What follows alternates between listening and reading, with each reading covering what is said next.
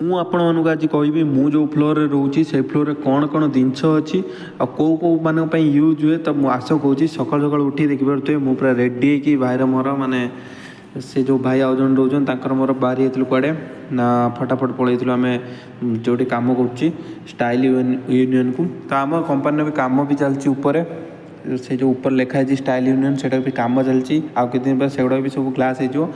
ତ ମୁଁ ଯେଉଁଠି ରହୁଛି ସେ ଫ୍ଲୋରଟା ହେଲା ୱେଷ୍ଟର୍ଣ୍ଣ ୱେର୍ ମାନେ ଲେଡ଼ିସ୍।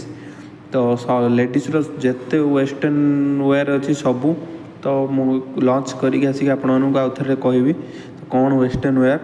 ତ ଫଟାଫଟ ପଳେଇଥିଲି ଲଞ୍ଚ କରିବାକୁ। ଦେଖିପାରୁଥିବେ ଭେଣ୍ଡି ଆଳୁ ନା ଭେଣ୍ଡି ତରକାରୀ ଝୋଳ ଆଉ ଭାତ।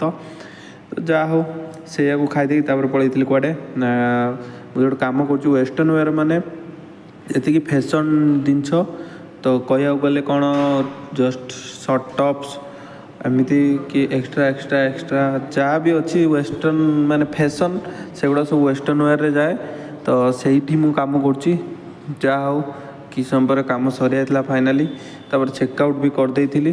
ତ ଆଜି ଟିକେ ମାନେ ଅଧିକ କଷ୍ଟ ବି ହେଲାନି କାହିଁକିନା ଭାଇ ଆଜି ସୋମବାର ଥିଲା ତ ଭିଡ଼ କମ୍ ଥିଲା।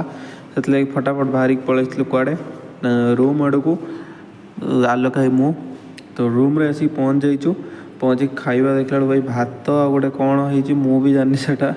ଯାହା ହଉ ଠାକୁରଙ୍କ ଦୟାରୁ ସେଇଆକୁ ତ ଖାଇକି ରହିବାକୁ ପଡ଼ିବ। ତ ରହୁଛି, ଦେଖା ହେବ ନେକ୍ସଟ ବ୍ଲଗ୍ରେ। Bye bye.